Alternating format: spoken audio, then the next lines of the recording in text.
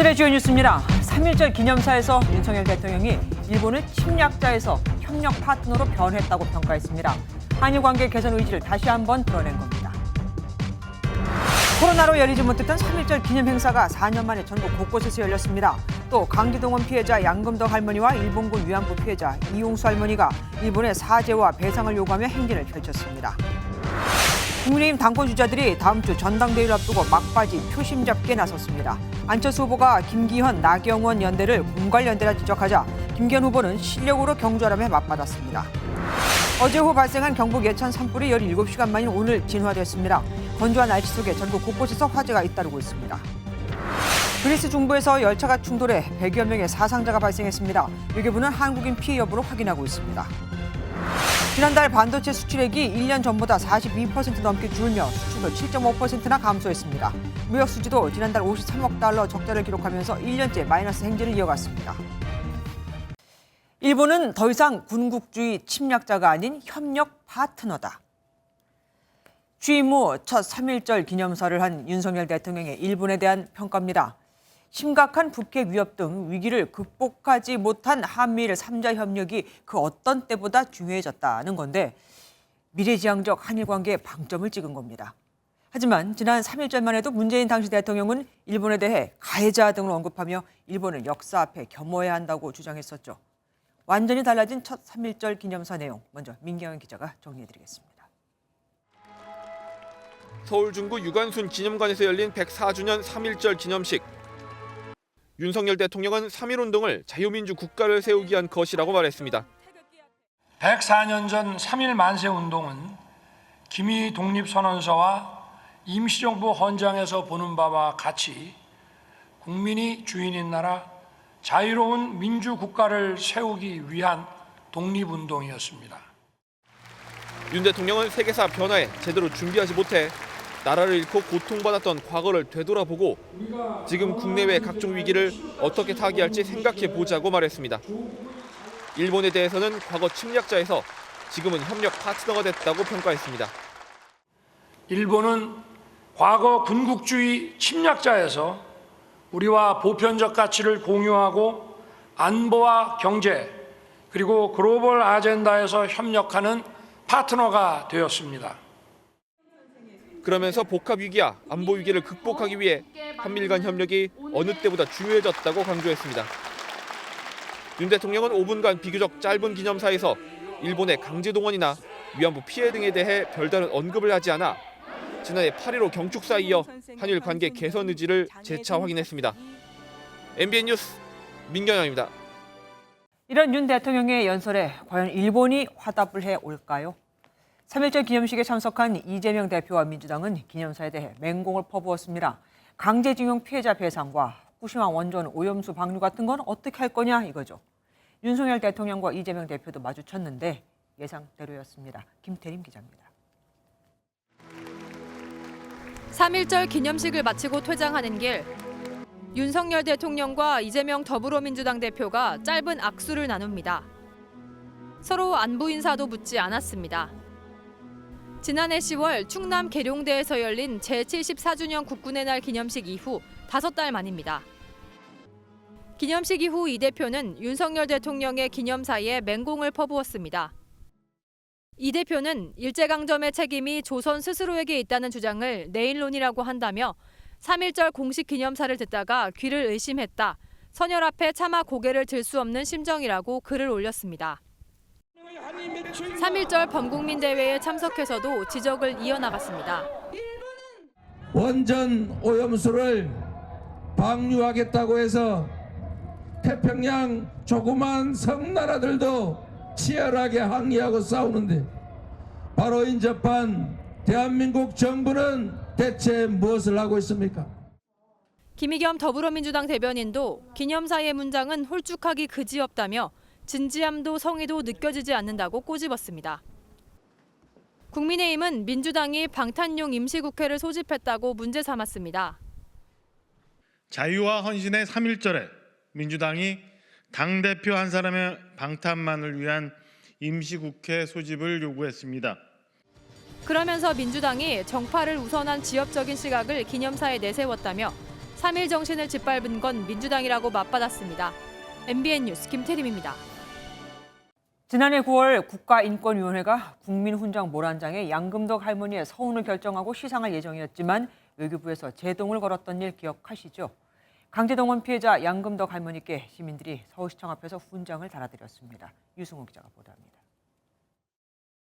일본은 식민지배 사죄하라!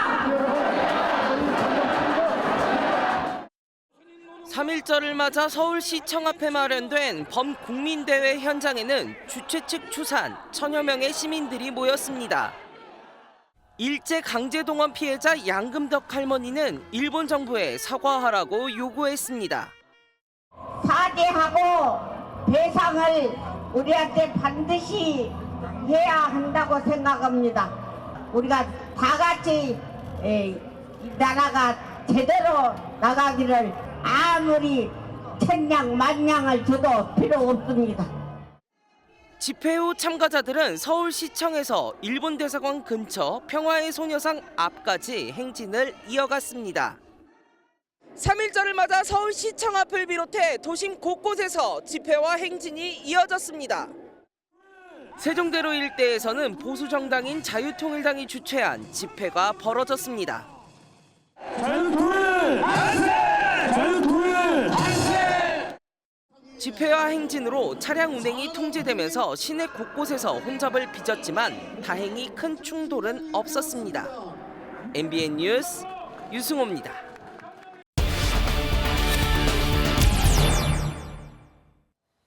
오늘 기념사의 특징 그리고 한일 관계 현안과 정상회담 전망까지 정치부 황재원 기자와 살펴보겠습니다.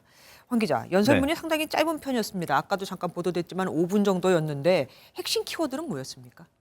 네, 윤 대통령 특유의 간결한 연설문이었습니다. 1,300여 자로 문재인 전 대통령의 마지막 3.1절 기념사의 4분의 1 정도 수준이었고 네. 비교적 짧았던 윤 대통령의 지난해 광복절 기념사 분량의 절반도 되지 않는 정도였습니다. 네. 가장 많이 언급된 단어를 살펴봤는데요. 독립이 10번 언급됐고 자유가 8번, 미래와 번영이 각각 5번, 4번 쓰였습니다. 독립은 뭐 이제 3.1절 기념사니까 이 점을 감안하고 자유는 윤 대통령이 평소 강조하는 가치죠. 네네. 오히려 눈에 띈 것은 이 3.1절 기념사 하면 국민들이 떠오르는 이 반성, 사죄, 과거사라는 단어가 없었다는 점입니다. 그런데 3.1절 기념사 치고 과거사에 대한 사죄 요구가 메시지가 없었던 건 거의 드문 일 아닙니까? 그렇습니다. 그동안 이 대통령 3.1절 기념사에서 일본에 대한 사죄 반성 요구는 많은 경우 포함이 되어 왔었습니다. 네. 좀 살펴보면요. 문 전 대통령은 2018년 첫 3.1절 기념사에서 위안부 문제는 가해자가 끝났다는 말을 해선 안 된다. 진실한 반성 뭐 이런 표현을 썼고요. 이 박근혜 전 대통령도 첫 2013년 기념사에서 가해자와 피해자라는 역사적 입장은 1000년 역사가 흘러도 변할 수 없다. 뭐 당시에 좀 화제가 됐던 이런 유명한 말도 했었습니다. 네네. 또 한일 관계를 강조했던 이명박 전 대통령도 2008년 첫 기념사에서는 역사의 진실을 결코 외면해서는 안 된다. 이렇게 표현을 했습니다. 그러니까 3.1절 기념사는 사실 당대 대통령의 대일본관이 드러나는 연설이거든요. 그렇죠. 이번에 뭐 직접적인 사죄 요구보다 부끄럽고 슬픈 역사를 잊지 말자 이 정도의 표현을 윤 대통령이 사용했습니다. 그러니까 일본을 적대시하기보다 이제는 우리의 마음가짐을 미래지향적으로 바꾸자는 말을 하면서 좋지 않은 한일 관계를 개선하자 이런 뜻이 큰 것으로 보입니다. 연설 한 부분 들어보겠습니다. 우리 역사의 불행한 과거를 되새기는 한편 미래 번영을 위해 할 일을 생각해야 하는 날이 바로 오늘입니다. 네, 연설문의 의미 이 핵심 관계자한테 물어봤는데요. 직접 사죄를 요구하는 것은 이제 좀 전략적으로 좋지 않은 건 아니냐 이런 생각이 있다. 그리고 우리나라가 일본보다 도덕적 우위에 있다는 걸 확인하고 보편적 가치를 확장해서 공동 번영을 이끌 방안을 고민하는 연설이다. 이렇게 이해해달라. 이렇게 밝혔습니다. 한일 간에 지금 가장 큰 이슈로 부딪히고 있는 게 바로 강제동원 노동자 배상 문제 아니겠습니까? 그럼 이거를 빨리 풀어야겠다는 생각도 작용을 했겠네요. 그렇습니다. 지금 이 한일 외교 당국이 굉장히 열심히 타협을 하고 있지만 사실 쉽지는 않은 모습입니다. 이 박진 장관이 어제 이 피해자의 유족 측과 만나서 국가가 책임지겠다는 말도 했고 또 협상 실무를 담당하는 일본 외무성 국장이 지난 주말 비공개 방한해서 이제 논의를 했는데요. 지금 쉽지 않은 게 이 피해자 측은 이 배상에 일본 기업이 참여하냐 안 하냐 이게 중요한데 네네. 이것이 진전되는 것이 없다 이렇게 박 장관에게 얘기를 했고 일본 기업 참여 여부에 대해 일본 정부에게 오늘 이제 브리핑 때 기자가 물었더니 노 코멘트 이렇게 일본 정부가 대답을 해서 네. 타결이 쉽지 않은 모습입니다. 이런 상황에서 대통령이 기념사로 찬물을 끼얹을 필요는 없다 이렇게 생각한 것으로 보입니다. 어쨌든 윤 대통령의 입장에서는 지금 3.1절 기념사에서 일본을 최대한 배려한 거 아니겠습니까? 그러면 한일 정상회담도 염두에 뒀을 텐데 일본이 과연 화답을 할까요? 이 4월 말 방미 가능성이 큰 것으로 지금 알려지고 있잖아요. 네. 그러니까 미국으로 가기 전 대일 문제도 어느 정도 매듭 짓길 원하는 것이 윤 대통령의 생각으로 보입니다. 네. 결국에는 이 배상 문제에 대한 양국 간의 합의가 어느 정도 있어야 사실 정상이 만날 수가 있습니다. 네네. 그래서 이게 좀 되면 이르면 3월 말 4월 정도의 방미 전에 방위를 짧게라도 진행할 수 있을 것으로 보이고요. 네. 만약 합의가 되지 않고 협의만 좀 길어지면 어차피 이제 5월에 히로시마에서 G7 정상회의가 열립니다. 네네. 여기에 일본 측이 윤 대통령을 초청국 자격으로 초청을 해서 한일 정상회담을 여는 안이 검토가 될 것으로 보입니다. 윤 대통령의 희망대로 될지 한번 지켜봐야겠습니다. 지금까지 황재헌 기자와 함께했습니다. 다음 주 전당대회를 앞두고 휴일이지만 국민의힘 당권 주자들은 오늘도 바빴습니다. 각종 여론조사에서 1위를 달리는 김기현 후보에 대한 나머지 후보들의 집중 공격이 이어졌는데 김 후보는 결선 투표까지 가지 않고 한 번에 과반 득표하는 게 목표죠. 통합의 메시지를 강조했습니다. 이기종 기자입니다. 김기현 후보는 대구 경북 당원들을 만났습니다. 김 후보는 땅 투기 의혹 제기는 가짜뉴스라며 지지율이 가파르게 오르는 만큼 당의 통합을 위한 메시지를 내겠다고 밝혔습니다. 나경원 전 의원 등과의 연대를 협박을 통한 공갈연대라고 한 안철수 후보의 공격은 이렇게 맞받았습니다. 훌륭한 선수는 남을 뒤에서 끄집어 당기지 않고 자신의 실력으로 앞을 향해 달려나가는 것입니다. 영남을 찾은 안철수 후보는 SNS에 이번 전당대회에서 대통령실과 당 모두 불공정했지만 내분을 일으켜서는 안 된다는 생각에 맞서지 않았다고 적었습니다. 또 김기현 후보의 KTX 역세권 땅 시세 차익 의혹이 총선 악재가 될 거라고 주장했습니다. 정권 교체는 절반밖에 못했구나. 내년 총선 압승을 해야만 정권 교체가 완성되는구나. 전당대회에 나온 그 이유 하나입니다. 황교안 후보는 기자회견을 열어 김 후보의 땅 투기 의혹에 맹공을 퍼부으며 후보직 사퇴를 요구했습니다. 하지만 결선에서 김기현, 안철수 후보가 맞붙는 걸 전제로 한 질문엔 김 후보가 적합하다고 답했습니다. 누구를 지지하겠다 하는 그런 것은 맞지 않는데 정통 보수에 가까운 행보를 보였던 것은 김기현 후보 아니냐 그런 개인적인 의견을 좀 덧붙입니다. 천하람 후보는 언론 인터뷰에서 안철수 후보를 꺾고 결선에서 김기현 후보와 맞붙을 거라고 자신했습니다. 김기현 후보를 향해 나머지 후보들의 공격이 집중되는 가운데 4명의 후보들은 내일 경기 고양에서 마지막 합동 연설회에 나섭니다. MBN 뉴스 이기종입니다.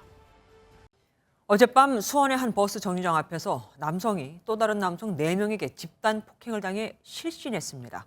술을 마시고 길을 가다가 서로 어깨가 부딪혔다라는 게 폭행 이유였는데 4대 1로 남자가 그러고도 부끄럽지 않았을까요? 안진우 기자가 보도합니다. 경기 수원시의 한 버스 정류장 앞입니다. 한 남성이 도로에 힘없이 누워 있습니다. 정신을 잃은 듯 미동도 없습니다. 신고를 받고 출동한 경찰은 남성의 상태를 살피고 잠시 뒤 119 구급대가 도착합니다. 길을 가던 20대 남성이 또 다른 20대 남성 4명에게 폭행을 당한 겁니다. 갑자기 싸워가지고 여기까지 오더라고. 4명이서 밟다가 정신 못 차리는데 마지막으로 한 방. 집단 폭행에 가담한 남성 4명은 현장에서 경찰에 붙잡혔습니다. 술에 취한 남성들은 어깨가 부딪혀 시비가 시작됐다고 경찰에 진술했습니다. 지나가는 회장들이 어깨가 부딪혔다는 이유로다가 시비가 돼갖고 가해자들 4명이고요. 경찰은 집단 폭행에 가담한 남성들과 목격자들을 상대로 정확한 사건 경위를 조사하고 있습니다. MBN 뉴스 안진우입니다. 출발하려는 버스 바퀴에 슬쩍 발을 넣고 있는 여성. 실수일까요? 아닙니다. 기사가 눈치를 채고 다가가자 그대로 달아났거든요. 피해 보상금을 노리고 그런 듯한데 사실 이러다 걸리면 보상은 고소하고 사기죄 등으로 처벌받을 수 있습니다. 당시 상황이 그대로 담긴 영상을 윤기란 기자가 입수했습니다. 정류장으로 버스 한 대가 들어옵니다. 승객들이 하나둘 버스에 올라타는데 정류장에 있던 한 여성이 버스 입구가 아닌 뒤편으로 걸어갑니다. 그러더니 왼쪽 발을 슬쩍 뒷바퀴에 넣고 가만히 서 있습니다. 출발하려던 운전기사가 이 여성을 발견하고 버스 밖으로 나갑니다. 여성은 그제야 바퀴에서 발을 빼고 잠시 주춤하다가 줄행랑을 칩니다. 여성이 달아난 버스 정류장입니다. 아마도 여성은 버스가 출발하면 기사의 부주의로 다쳤다고 신고하면서 보험금과 피해 보상금 등을 타내려고 한 것으로 보입니다. 기사가 출발 전 밖을 살피지 않았다면 졸지에 사고 가해자가 될 뻔했습니다. 앞으로만 타고 뒤로 내리는 손님이 없었어요. 그 출발점이라 갖고 다행히 그래도 발견을 해갖고 사고는 면했는데. 지난해 경기도 용인의 한 버스 정류장에서도 똑같은 일이 일어나 해당 영상이 온라인에서 화제가 되기도 했습니다. 사고가 나면 소속 회사한테 알려야 되는데 사고 이력으로 인한 불이익이 생길 수 있기 때문에 피해자와 조용히 합의를 하려고 하는 심리를 이용한.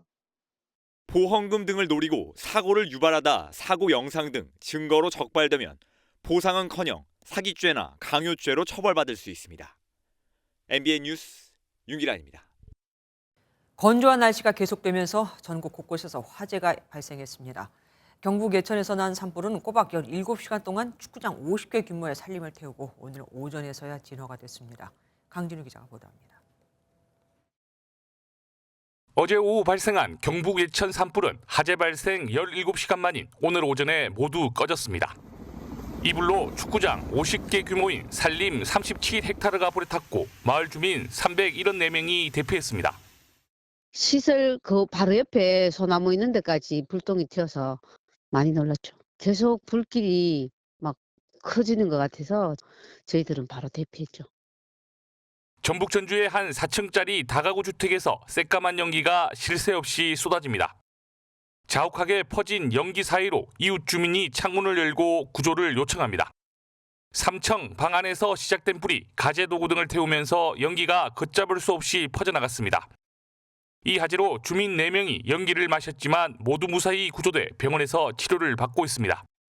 내부 집기라든지 모든 게 다 타버렸어요. 전기적인 걸로 일단 하는데 아직 조사 중이에요.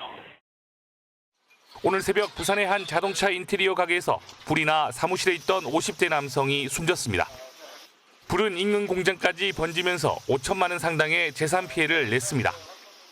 경북 영천과 전남 나주에서도 산불이 발생해 진화됐는데 소방당국은 전국 곳곳에 건조주의보가 내려진 만큼 산불 발생에 주의해달라고 당부했습니다. MBN 뉴스 강진우입니다. 외국에서 태어나 이중 국적을 가진 남성이 군대에 갈 나이가 되자 한국 국적을 포기했습니다. 그런데 법무부가 이를 반려했고 남성은 이에 불복해 헌법 소원을 냈죠. 어떤 결론이 나왔을까요? 헌재는 한국 국적을 포기하기 위해서는 병역부터 이행하고 오라며 재판관 전원일치로 합헌 판결을 내렸습니다. 이상혁 기자가 보도합니다. 올해가 만 22살이 되는 A씨는 지난 2000년 부모가 유학생활로 미국에 있을 당시 태어나 한국과 미국 두 국가의 국적을 다 가졌습니다. 군대를 가야 할 나이가 다가오자 A씨는 지난 2018년 갑작스레 국적 이탈을 신고하며 한국 국적을 포기했지만 법무부는 국적법 12조 3항에 따라 이를 반려했습니다.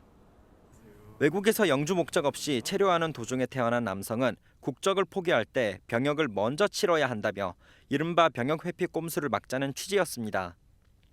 신고가 반려된 A씨는 이듬해 11월 국적법에 나온 영주할 목적이라는 표현이 불명확하다며 헌법 소원을 제기했고 헌법재판소는 3년 만인 지난달 23일 8명 전원일치 의견으로 합헌이라고 판단했습니다. 헌재는 국적법 조항은 복수 국적자가 국적 이탈을 편법적 병역 기피 수단으로 이용하는 기회주의적 행동을 방지하고자 하는 것이라면서 단어의 사전적 의미나 입법 취지를 고려할 때 법 집행기관의 자의적 집행을 초래할 정도로 불명확하지 않다고 봤습니다. 그 헌법재판소가 이렇게 조금 탈법적으로 여러 가지 혜택을 누리면서 병역 의무를 이행하지 않으려는 좀 사람들에 대해서 이렇게 엄정하게 판단을 한 것은 저는 지극히 타당하다 생각을 하고, 헌재가 병역 기피를 막는 국적법에 대해 합헌 결정을 내린 건 이번이 처음입니다. MBN 뉴스 이상엽입니다.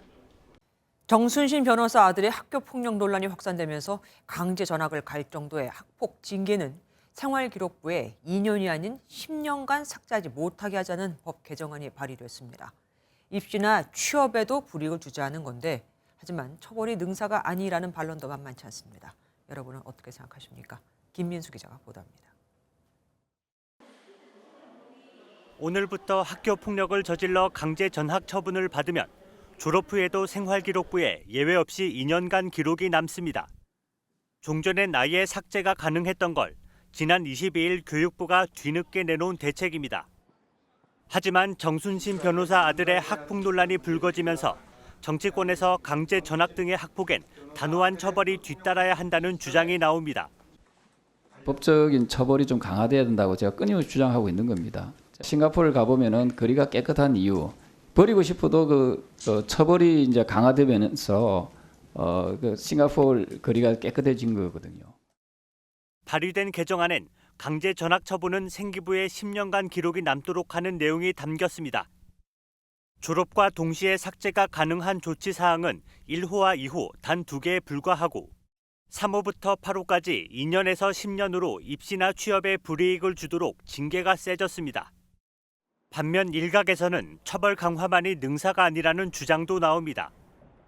학폭이 학생부 기재가 10년이 넘었는데 학폭이 감소했냐? 안 했다 그랬잖아요. 그죠? 오히려 학폭은 증가했다. 진정한 사과나 또 회복, 치유 이런 것들이 중요하고, 결국은 그 학폭에 대한 어떤 그 처벌이나 심의 과정에서 그런 상담이나 교육 과정이 충실히 이루어지는 것이 중요합니다. 교육부는 현장과 전문가들의 의견을 폭넓게 들어보고 이달 말쯤 학교폭력 근절 대책을 마련하기로 했습니다. MBN 뉴스 김민수입니다.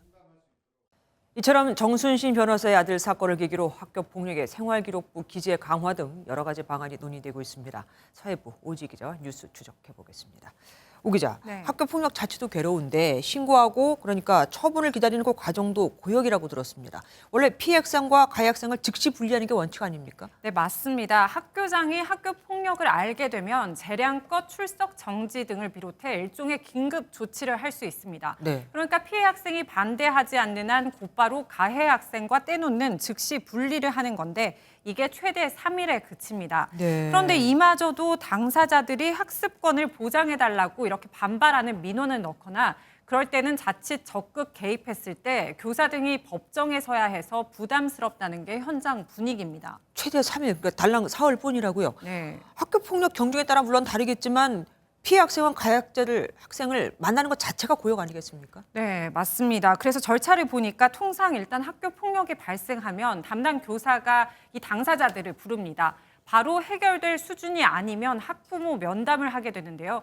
이때 상당수 학교장도 참석하면서 분리 조치를 하고 자체 해결에 나설 수 있습니다. 네. 그런데 여기서 만약 수습이 안 되면 교육청 관계장 등 이 외부위원들이 참석하는 학교폭력대책위원회가 소집되기 때문에 상당 시간 소요될 수 있는 겁니다. 그러면은 학폭위가 열리면 그다음부터는 좀 나아지는 겁니까? 일사천리로 좀 진행이 되는 건지. 네, 근데 그렇지 않습니다. 교육청 지침을 보면 학폭위는 학교장 요청으로부터 이게 3주 내에 열어야 하는데 상황에 따라 일주일 연장할 수 있거든요. 아유. 그런데 지난해 학폭위로 넘어간 심의 건수가 15,643건입니다. 이게 공휴일 없이 매일 42건을 처리해야 하는 꼴이다 보니 좀 많죠. 그래서 심의 기한을 지키지 못하는 게 약 40%에 달합니다. 그리고 특히 전국 17개 시도교육청 가운데 서울에서는 10건 중 7건꼴로 학폭위가 제때 열리지 않는 것으로 조사됐습니다. 결국 피해 학생만 괴로울 수밖에 없는 구조인데요. 한번 들어봤습니다. 빨리 손을 틀고 싶은 느낌을 많이 받았어요. 저희들 말을 들어주고 이제 책임을 다 한 것처럼 이제 빠지는 그런 느낌이었고. 그러니까 학폭위를 열어줬으니까 뭐 이제 됐지 이런 식이라는 거네요. 네. 그런데 정작 학폭위가 열려도 정순신 그 변호사 아들의 예를 들어서 보듯이 동급생에게 뭐 좌파 빨갱이 제주도에선 돼지 이렇게 언어 폭력을 가한 것은 사실 증명하기가 쉽지 않지 않습니까? 네, 맞습니다. 그래서 조사를 살펴봤는데요. 교육부에 따르면 지난해 학교폭력 피해 신고 가운데 41.8%가 언어폭력으로 조사됐습니다. 네. 이건 신체폭력보다 약 3배 많은 수치인데요. 네. 반복되는 폭언과 욕설로 피해 학생은 정작 괴로워하고 있지만 이걸 실질적으로 뭐 항상 녹음을 할 수도 없고요. 그렇죠. 또 목격자의 증언이나 SNS 이 기록 같은 게 있다 해도 인과관계를 구체적으로 입증하기 어려운 게 다반사입니다. 게다가 소송까지 이어지는 걸 보면 대부분 가해 학생이더라고요. 네. 어떻게 되는 겁니까? 네, 사실 정순신 변호사 경우처럼 가해 학생 측이 학폭의 이 조치에 불복해서 행정소송까지 가는 경우도 드물지만 승소한 경우는 더욱이 5건 중 1건에 불과합니다. 네. 그럼에도 처분 확정을 늦춰서 입시 영향을 최소화하는 지연 전략을 쓰고 있는 건데요.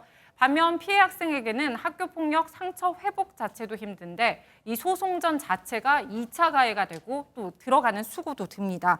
그래서 한번 들어봤습니다. 피해자 쪽에서 소송하는 경우 정말 극히 드물죠. 징계가 약합니다라는 걸로 하려면 행정소송을 해야 되거든요. 실익은 적은데 법원 재판 하나를 쫓아다니면서 해야 되니까 몇백씩 깨지는데.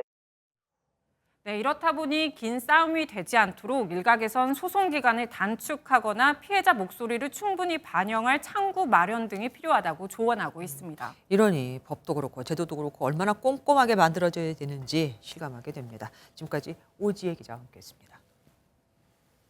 그리스에서 달리던 두 열차가 충돌했습니다.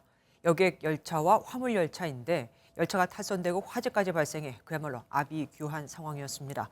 우선 사상자 수만 100여 명으로 알려졌는데 사람들이 열차에 깔려 있어서 사망자는 더 늘어날 수 있습니다. 고정수 기자입니다. 그리스 테살리아주 라리사 인근.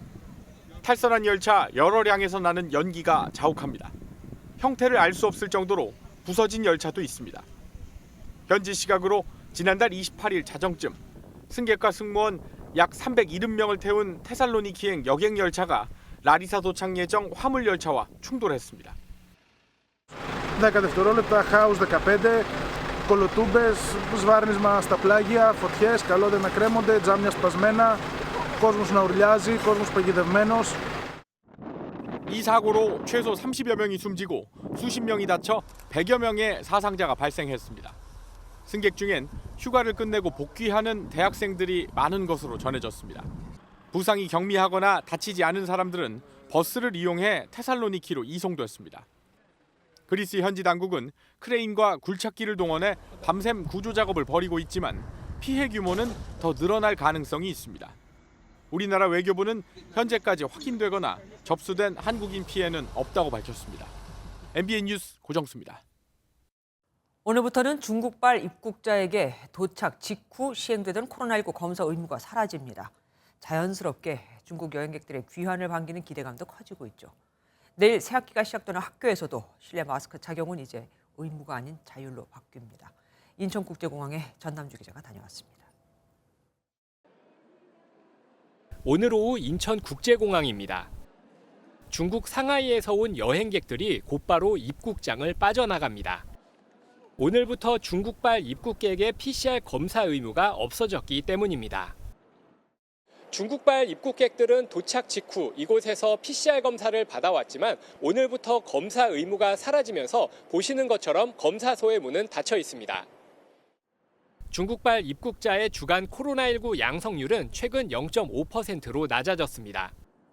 중국에서 출발한 비행기가 인천공항으로만 도착하도록 한 조치도 해제된 가운데 한 주에 62편이던 중국발 항공편은 100편까지 늘어날 예정입니다.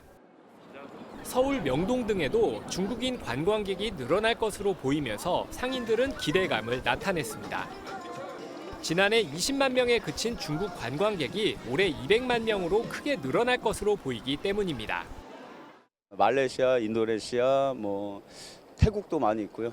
그리고 홍콩, 대만 분들도 많이 오십니다. 중국 분들은 아무래도 뭐 저희한테는 아주 큰 도움이 되고 힘이 될 것 같습니다. 중국 분들이 또 이 먹거리들을 많이 좋아하셔서 내일부터 본격 새학기가 시작되는 가운데 학교에서 실내 마스크 착용은 의무가 아닌 자율적 착용이 시행됩니다.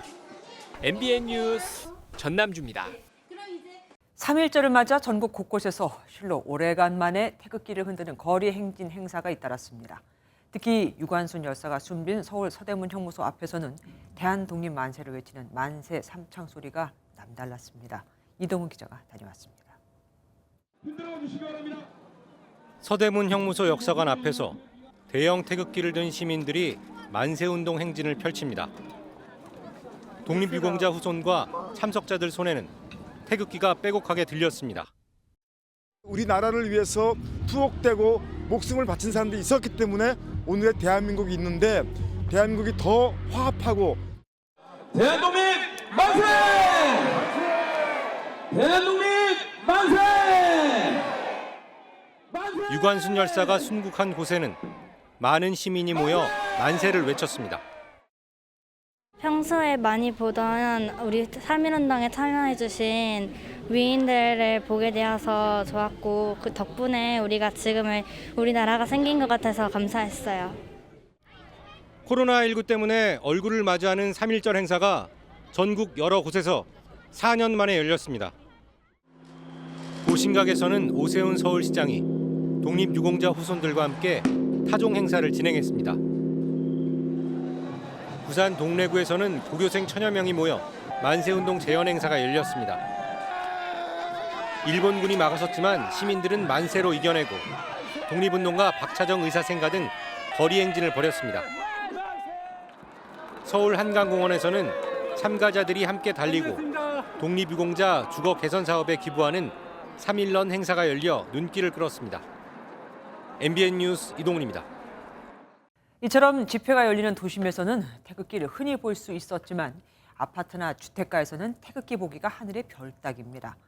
예전엔 이런 날, 그러니까 국경일엔 태극기를 다는 게 하루 일과의 시작이었는데 말이죠. 요즘 신축 아파트엔 미관을 해친다며 개양대를 설치하지도 않죠. 하지만 3.1절에 대한민국 땅에서 일장기를 다는 사람도 있으니 태극기는 더 열심히 달아야 하지 않을까요? 신영빈 기자가 보도합니다. 월드컵 등 국가대표 경기 응원전이나 정치 집회 현장에 흔히 등장하는 태극기. 국경일인 3.1절을 맞아 지자체가 앞다퉈 걸었지만 아파트나 주택 앞에 걸린 태극기를 보는 건 옛날 이야기가 됐습니다. 3.1절이지만 아파트 단지 안에서 태극기가 걸린 가구를 찾아보기란 쉽지 않습니다. 태극기의 의미가 종종 정치화되고 1인 가구와 개인주의가 심화하는 데 따른 변화로 보여지는데 기성세대들은 아쉽기만 합니다. 전에는 많이 다뤘는데 요새는 좀 안 다뤄요. 안정을 가져서 그런지 남들 안다는데 뭐 유난스럽게 다냐고 그런 소리 많이 해요. 그런가 하면 태극기를 달고 싶어도 대부분 집에 개양대가 없다 보니 스스로 개양대를 만들어 다는 경우도 있습니다. 아파트에는 개양대가 다 있는데 원룸 같은 경우에는 개양대가 없어서 이걸 청소 용구한 거리 사가지고 옛날에는 뭐 문방구나 뭐 다른 날 되면 앞에서 팔고 태극기 달아라고 했는데 요즘은 좀 그런 게 없어가지고. 언제부턴가 찬밥 신세로 전락해버린 태극기. 국경일마다 아파트 곳곳에 빼곡하게 달렸던 예전이 그리워지는 3.1절입니다. MBN 뉴스 신영빈입니다. 지난달 반도체 수출이 무려 42% 넘게 줄었습니다. 우리나라 최대 수출 품목이지만 가격 자체가 떨어졌으니 많이 팔아도 별 수가 없는 거죠. 수출은 줄고 수입은 늘어 무역 수지는 벌써 12달째 적자입니다. 장가희 기자가 보도합니다. 지난달 수출액은 501억 달러, 1년 전보다 7.5% 줄었습니다. 지난해 10월 감소세로 전환된 후 5달째 마이너스입니다. 세계 경기 둔화 흐름이 이어졌고 특히 최대 수출 품목 반도체 업황이 크게 나빠졌기 때문입니다. 디램이나 낸드 등 메모리 반도체 가격이 하락하며 반도체 수출액은 1년 전보다 무려 42.5%나 줄었습니다. 수출이나 투자의 여건이 상당히 좋지 않습니다. 올해 같은 게 어려울 것 같고 하반기 가면 좀 나아질 것 같은 생각은 듭니다만은 올 상반기 특히 1, 4분기가 상당히 어렵지 않을까 싶습니다. 수입은 554억 달러로 3.6% 증가했습니다. 에너지 수입액이 지난해보다 19.7%나 늘었기 때문입니다. 이렇게 수입이 수출을 웃돌며 지난달 무역 수지는 53억 달러 적자를 기록했습니다. 12개월째 마이너스 행진입니다. 무역 적자가 12개월 이상 지속된 건 지난 1995년 1월부터 1997년 5월까지 연속 적자 이후 25년 만입니다. 미국이 기준금리 속도를 좀 멈추고 올 하반기쯤 되어야만 한국 경제가 좀 정상화될 것이다. 정부는 수출 부진 상황을 엄중하게 보고 범정부 수출 확대 전략 이행 등 강력한 수출 드라이브를 건다는 계획입니다. MBN 뉴스 장가입니다. 대기가 무척 건조합니다. 오늘 강원 동해안으로는 건조경보로 격상됐고요. 서울을 포함한 대부분 지역으로도 건조주의보가 발효 중입니다. 여기에 바람까지 강하게 불어서 산불 위험이 아주 큰 만큼 부시관리 철저히 해주시기 바랍니다. 밤새 기온은 큰 폭으로 떨어지겠습니다. 현재 강원과 내륙 일부 지역으로는 한파주의보가 발효 중인데요. 이들 지역으로는 오늘과 비교해 많게는 10도 이상 떨어지겠습니다. 따라서 내일 서울 아침 기온은 영하 3도로 오늘과 비교하면 8도가량 크게 낮아지겠고요. 강원 대관령은 영하 10도 선까지 떨어지겠습니다. 현재 전국에 구름이 다소 지나고 있습니다. 내일은 전국이 대체로 맑겠고요. 먼지 걱정도 없겠습니다. 자세한 지역별 내일 기온입니다. 아침과 낮 기온 모두 오늘보다 낮겠습니다. 아침 기온은 서울이 영하 3도, 춘천도 영하 5도까지 떨어지겠고요. 남부지방 아침 기온도 광주와 대구가 영하 1도 등 주로 남부 내륙은 영하권을 보이겠고요. 부산 아침 기온도 2도에 그치면서 오늘보다 많게는 8도가량 크게 낮아지겠습니다. 이 추위가 오래 가진 않겠고요. 모레인 금요일 낮부터는 다시 온화해질 전망입니다. 내주셨습니다. 안녕하세요. 김주하입니다. 공정하고 신속한 MBN 뉴스, 유튜브를 통해서도 만나보실 수 있습니다. 특히 더 많은 뉴스와 라이브를 보고 싶으시다면 오른쪽을 눌러서 구독하시면 됩니다. 어렵지 않죠? 빠르고 정확한 뉴스로 계속 찾아뵙겠습니다. MBN 뉴스를 시청해 주신 여러분 고맙습니다.